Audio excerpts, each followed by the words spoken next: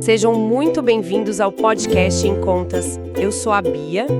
Este é mais um episódio preparado com carinho para quem busca entender tudo sobre as finanças e contabilidade dos partidos e a prestação de contas à Justiça Eleitoral. Exatamente. Eu sou o Léo e, como sempre, vamos direto ao ponto, traduzindo todo esse juridiquês em linguagem simples e prática. Chega mais. Esse material foi pensado para facilitar o aprendizado.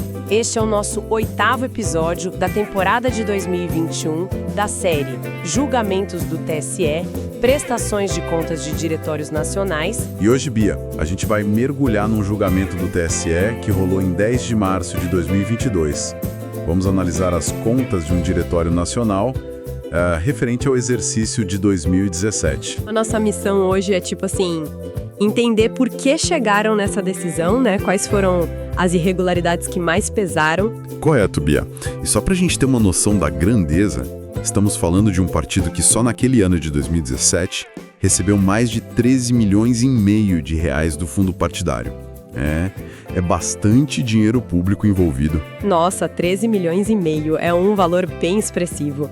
E pelo resultado, parece que as irregularidades também foram significativas. Qual foi o tamanho do problema financeiro que eles identificaram, Léo? Olha, o montante total que o TSE considerou como irregular foi de R$ 1.175.681,21. Fazendo a conta, isso dá 8,68% do total de recursos que o partido recebeu do fundo partidário em 2017. 8,68%. Interessante, porque a gente já viu outros casos, né? Às vezes com percentuais até maiores, que acabaram sendo aprovados com ressalvas. Então eu imagino que a análise não foi só esse número frio, certo? Exatamente, Bia, você pegou o ponto. O próprio relator lá no TSE deixou isso bem claro. O percentual, ele importa, claro, mas não é o único critério. Ele ressaltou a gravidade das falhas encontradas. E o que ele chamou mesmo de descaso, sabe? Um descaso do partido em comprovar direitinho onde o dinheiro público foi gasto. Ah, entendi. Ou seja, não foi só a questão do quanto foi considerado irregular, mas também a forma como as coisas foram feitas e principalmente essa dificuldade em provar a aplicação correta dos recursos. Essa falta de zelo na comprovação pesou bastante na decisão final. Entendi. Então o calcanhar de Aquiles aí foi a documentação mesmo. Vamos aprofundar nisso. Qual foi o problema central com os comprovantes, com os papéis das despesas? Foi justamente isso. A insuficiência ou, em alguns casos, Bia, a completa ausência de documentação que comprovasse as despesas de forma adequada. Isso vai totalmente contra a regra básica, que na época era o artigo 18 da Resolução TSE 23464, lá de 2015. E o que essa regra exige, na prática, Léo? Não basta ter a nota fiscal ali, bonitinha? De jeito nenhum. A resolução, ela pede um conjunto de coisas, sabe? Precisa sim do documento fiscal, que tem que ser idôneo, claro, mas ele precisa ter uma descrição bem detalhada do serviço que foi prestado ou do bem que foi comprado. Muitas vezes precisa também do contrato. Contrato. Sim, comprovantes de que o serviço realmente aconteceu ou que o bem foi entregue. E aqui, Bia, entra aquele ponto crucial que a gente sempre fala, né? A necessidade de comprovar a vinculação daquele gasto com a atividade partidária. Esse é o primeiro grande destaque que a gente precisa fazer aqui, não é, Léo? Não adianta só gastar o dinheiro e ter um papel qualquer. É fundamental demonstrar que aquele gasto específico serviu para alguma finalidade do partido, algo ligado à sua manutenção, à divulgação das ideias ou à atividade política que está prevista na lei. Tem que ter essa conexão clara. Perfeito. É isso. A Justiça Eleitoral ela precisa ter a segurança de que o dinheiro público foi usado para os fins partidários mesmo, e não para outras coisas, né? Vamos ver alguns exemplos concretos que foram glosados, ou seja, rejeitados. Um caso bem relevante foi com serviços de comunicação, um gasto de quase R$ 135 mil. O problema? As notas fiscais eram super genéricas. Só diziam serviços de comunicação. Além disso, um detalhe que sempre acende um alerta. Eram notas sequenciais. E, para piorar, faltaram relatórios mensais detalhados que mostrassem o trabalho que foi feito em 2017. O partido até tentou apresentar uma documentação extra depois, mas não foi suficiente para suprir essa falha, sabe? Nossa, descrição genérica e notas sequenciais já complica, né? E teve outro caso grande com publicidade que envolvia VTs para TV e spots de rádio, certo? Isso, um contrato de R$ 148 mil para produzir esse material audiovisual. A irregularidade foi até simples de entender. Os produtos finais, que eram os próprios VTs e spots, não foram apresentados no prazo, mesmo depois do TSE pedir. E aí não adianta apresentar depois. Não adianta. Tentaram juntar depois, mas aí já era tarde. Opera o que a gente chama de preclusão. Perdeu o prazo para apresentar a prova, já era. Entendi. Mas o interessante nesse caso, Léo, é que uma outra parte do gasto com essa mesma empresa de publicidade foi aceita, né? Exatamente. Um valor até maior, de R$ 350 mil, que era para o Programa Nacional de Rádio e TV. Esse sim foi considerado regular. E por quê? Porque nesse caso o partido apresentou os links do YouTube onde os programas estavam disponíveis. Isso mostra bem a diferença, né? Totalmente. Onde teve a prova concreta, apresentada no tempo certo, tudo bem. Onde a prova essencial não apareceu a tempo, a despesa foi glosada, foi rejeitada. Fica muito claro como essa comprovação efetiva faz toda a diferença. E essas falhas, elas aconteceram só nesses gastos grandes ou se espalharam para coisas menores também? Isso indica um problema mais sistêmico, talvez? Sim, Bia, se espalhou. Tivemos problemas até com o seguro de veículo, um valor pequeno, pouco mais de R$ 770. O que faltou? Faltou a apólice que identificasse qual veículo estava sendo segurado. Sem isso, não dava para conectar a despesa com o patrimônio do partido. Ah, vinculação de novo. Exato. Teve outro bloco, coisa de uns R$ 10 mil, que misturava umas coisas. Tinha gratificação para funcionárias por um suposto trabalho extra em contas passadas, mas sem justificativa formal, sem uma norma interna que previsse isso. Tinha também uma despesa com uma certificadora digital, sem nota fiscal e sem nada que comprovasse o serviço e a ligação com o partido. E ainda teve um apontamento específico do Ministério Público sobre um cheque de quase R$ 26 mil. O valor do cheque não batia com a soma das notas fiscais apresentadas. E pior, a forma de pagamento, sacar o dinheiro para pagar vários fornecedores, ia contra as regras que exigem pagamentos identificáveis, tipo cheque nominal ou transferência. Realmente, a questão da documentação foi um ponto bem crítico nesse caso. Mas, pelo que entendi, as irregularidades não pararam por aí, né? Teve um segundo grande foco de problemas relacionado a um tema super importante: os recursos para incentivar a participação da mulher na política. Exatamente, Bia. Um tema fundamental.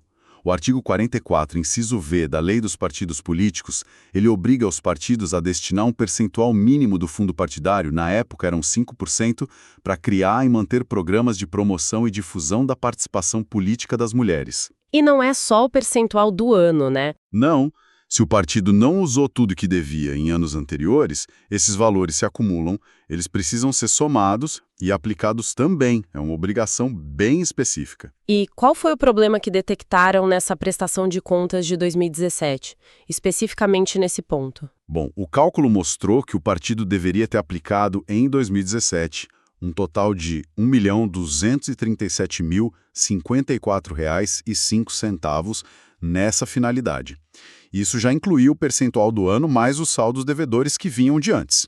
Só que a análise técnica lá do TSE concluiu que, na verdade, apenas R$ 596.039,35 foram comprovadamente aplicados nessa finalidade específica da lei. Nossa, então ficou faltando aplicar uma quantia bem considerável.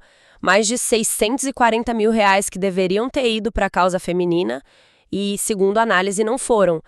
Mas esse dinheiro que não contou para a cota, ele foi gasto em outras coisas do partido, foi perdido? Ele foi gasto, Bia, mas não da forma que a legislação e a jurisprudência do TSE consideram válidas para cumprir essa cota específica. O maior exemplo disso foi a folha de pagamento de funcionários que, embora trabalhassem na estrutura da Secretaria da Mulher do partido, somou uns R$ 250 mil. E por que isso não contou? Porque o entendimento consolidado do TSE é que pagar salários, mesmo de pessoas ligadas à área da mulher, não se enquadra no conceito de criação e manutenção de programas de incentivo. É visto mais como uma despesa administrativa operacional do partido. Ah, entendi. O mesmo raciocínio valeu para outros gastos ligados a essa estrutura, como tributos, tarifas bancárias, uma parte de auxílio transporte. Esses valores, importante dizer, não precisaram ser devolvidos ao erário, mas eles simplesmente não contaram para abater a dívida da cota feminina. Servem para cumprir aquela finalidade específica que a lei exige para a cota feminina. Mas teve algum valor dentro dessa conta mulher que o TSE mandou devolver mesmo? Sim, teve. Cerca de R$ 21.600 foram considerados irregulares mesmo dentro dessa rubrica, e aí sim exigiram devolução. Incluíam coisas como divergências não justificadas entre os sistemas de prestação de contas, auxílio transporte pago sem comprovar quem recebeu e pagamentos a uma pessoa sem um vínculo claro com a ação afirmativa. Pequenos valores, mas que somados deram essa quantia. Ok. E qual a consequência principal para aquele déficit maior, aqueles R$ 641 mil que faltaram na aplicação correta da cota feminina? O que acontece com esse valor? A lei tem uma regra bem específica para isso, Bia. Lá no parágrafo 5º do artigo 44, o partido fica obrigado a transferir esse valor que faltou, os R$ 641 mil, para a conta bancária específica da mulher. E tem que aplicar esse dinheiro nessa finalidade no ano seguinte. E se não fizer isso? Aí sim, se não aplicar no ano seguinte, incide um acréscimo de 12,5% sobre esse valor original que era devido. É importante destacar que essa obrigação de transferir e aplicar o déficit da cota feminina é uma determinação separada da devolução geral ao erário e da multa que for aplicadas por causa das outras irregularidades que a gente já falou. Muito claro, Léo. Então, além da documentação falha e dessa questão dos recursos da mulher, teve um terceiro ponto relevante que apareceu nessa análise: repasses irregulares para diretórios estaduais. É isso? Isso mesmo. Um valor total de R$ 176.511.993. A regra aqui, na época, era o artigo 48 da Resolução 23.464. Ela era bem direta.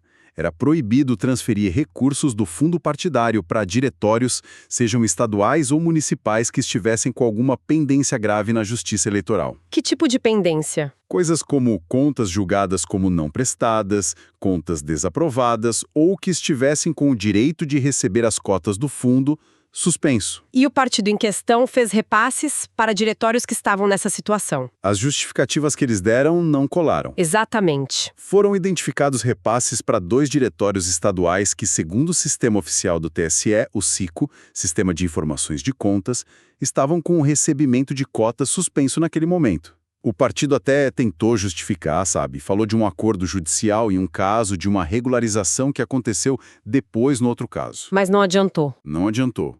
O TSE rejeitou as justificativas. O que vale, isso é importante, é a situação que estava registrada lá no ciclo no exato momento da transferência do dinheiro. O que acontece depois, se regularizou ou não, não retroage para validar aquele repasse que foi irregular na origem. Entendi. A lição aqui é clara, então. Antes de transferir qualquer recurso, tem que consultar o ciclo, né? É obrigatório. Mandatório. A consequência disso foi que todo esse valor, os R$ 176 mil, teve que ser devolvido ao erário. E para a gente fechar o quadro das principais irregularidades apontadas, ainda teve aquela questão do uso indevido do fundo partidário para pagar multas, juros e até impostos, né? Isso, foi um valor menor, perto de R$ 17 mil, mas que mostra um certo desconhecimento das regras básicas ou talvez um descontrole. O fundo partidário, como a gente sempre reforça, tem a sua destinação vinculada lá no artigo 44 da Lei 9.096.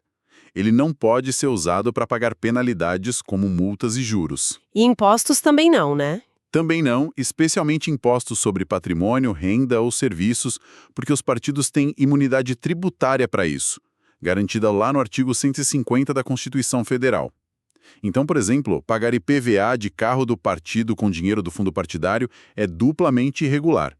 Mostra que o fundo não pode ser tratado como um caixa livre para qualquer despesa. Com todo esse cenário, então, a decisão final do TSE foi pela desaprovação das contas. E como ficaram as sanções financeiras, Léo? O que o partido teve que pagar? O TSE aplicou o que o relator chamou de dupla combinação, que está prevista lá no artigo 37 da Lei dos Partidos. Funciona assim. Primeiro, determinaram a devolução ao erário do valor de R$ 534.666,51. Esse valor é a soma daquelas irregularidades comprovadas que exigem o ressarcimento. Importante notar que aqui não entra o déficit da cota feminina, que tem aquele tratamento separado que a gente falou. Certo.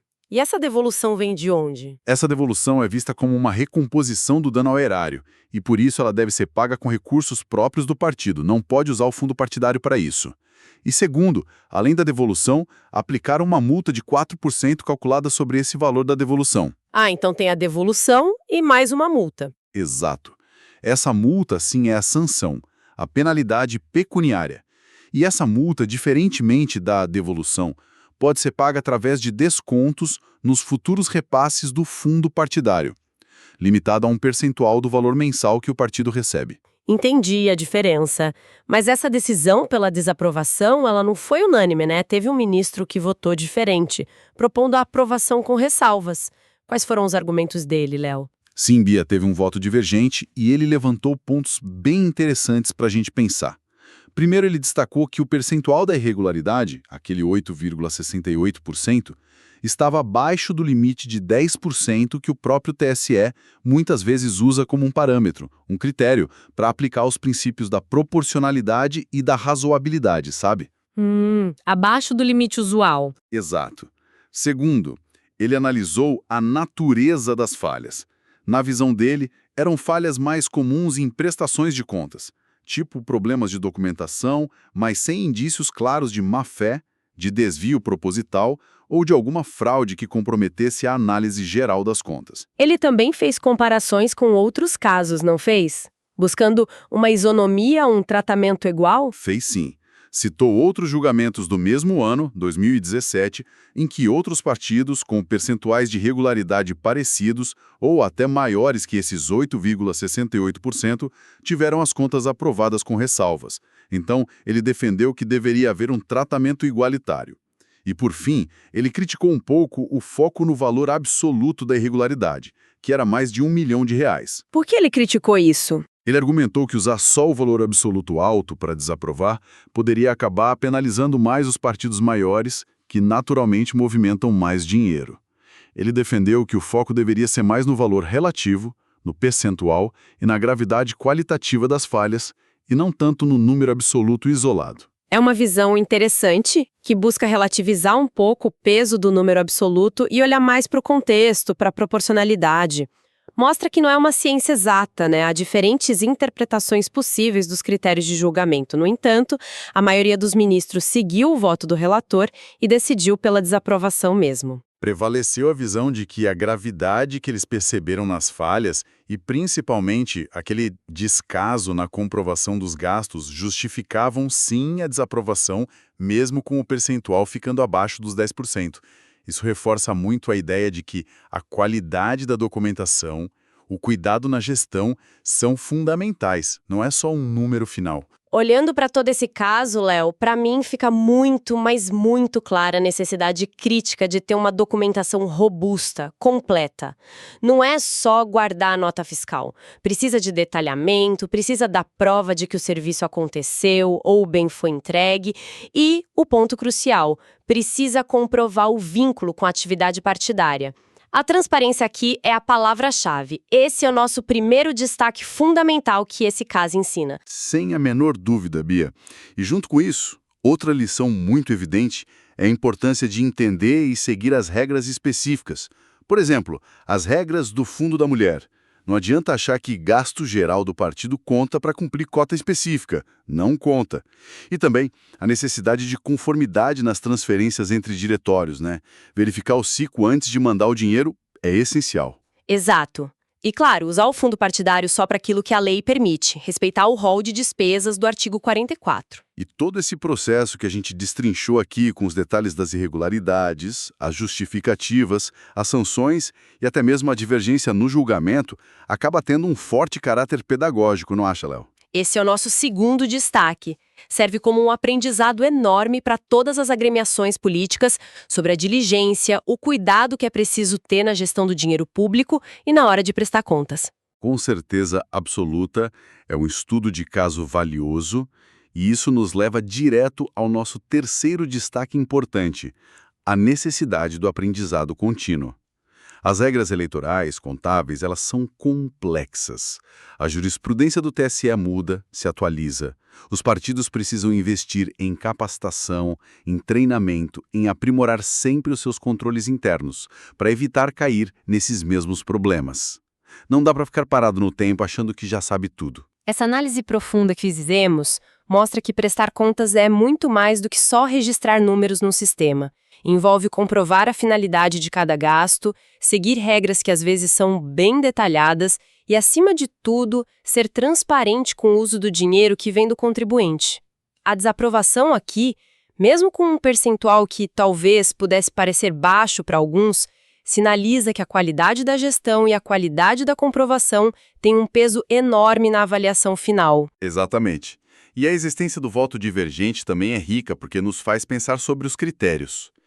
Qual é o equilíbrio ideal entre o percentual de irregularidade, o valor absoluto envolvido e a gravidade intrínseca da falha? São debates que continuam acontecendo e mudando a forma como a Justiça Eleitoral fiscaliza os partidos. Isso tudo levanta uma questão interessante para a gente deixar no ar, para quem nos ouve refletir também.